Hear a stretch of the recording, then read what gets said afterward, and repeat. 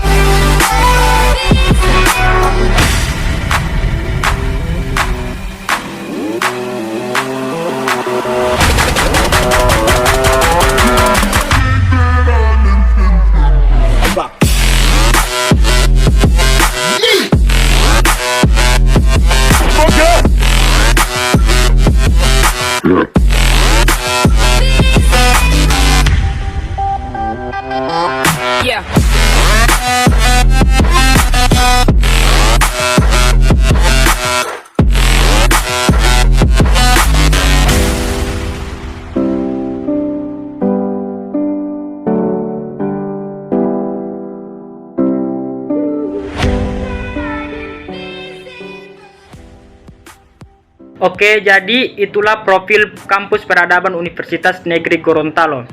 Oke, jadi kali ini saya akan mereview sebuah jurnal, yakni yang berjudul Filsafat Pancasila dalam Pendidikan di Indonesia Menuju Bangsa Berkarakter.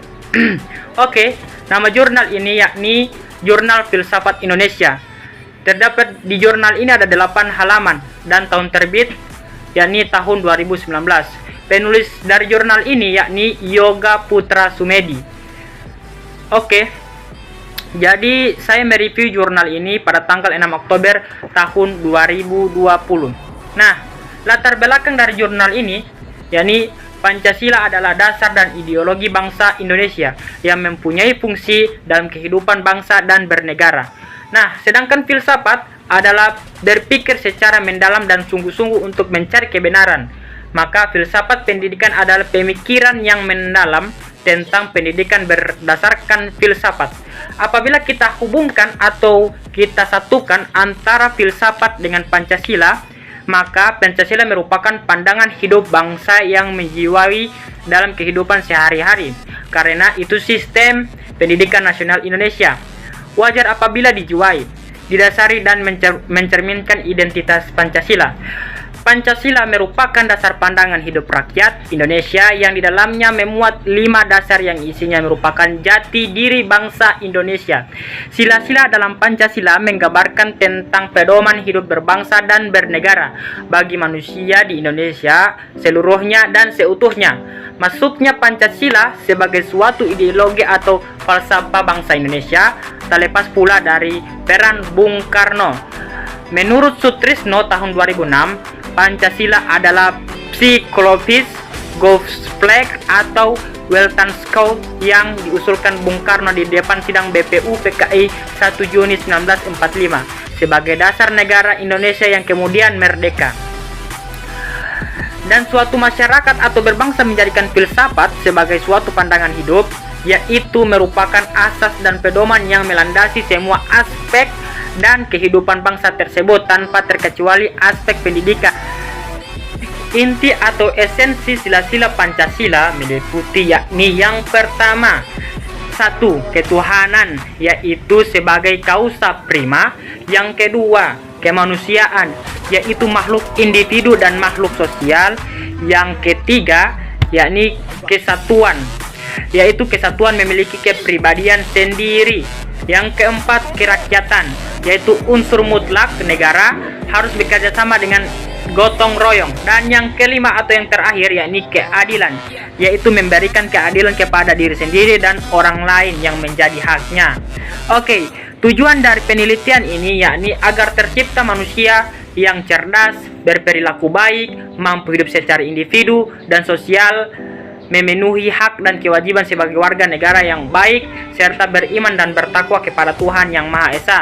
Semuanya telah mencakup filsafat pendidikan Pancasila yang mempunyai ciri, yakni integral, etis, dan religius. Oke, dari materi yang kita bawakan tadi atau saya bawakan tadi, saya dapat menyimpulkan bahwa Pancasila merupakan dasar pandangan hidup rakyat Indonesia yang di dalamnya memuat 5 dasar yang isinya merupakan jati diri bangsa Indonesia. Sila-sila dalam Pancasila menggambarkan tentang pedoman hidup berbangsa dan bernegara bagi manusia di Indonesia seluruhnya dan seutuhnya. Pancasila juga merupakan sebuah filsafat karena Pancasila merupakan acuan intelektual kognitif bagi cara berpikir bangsa yang dalam usaha keilmuan dapat terbangun ke dalam sistem filsafat yang kredibel.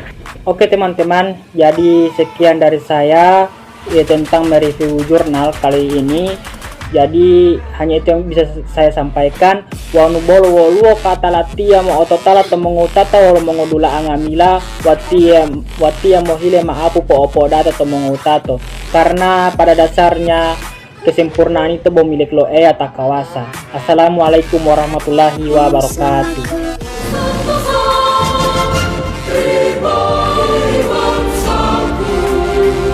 Ayo maju, maju.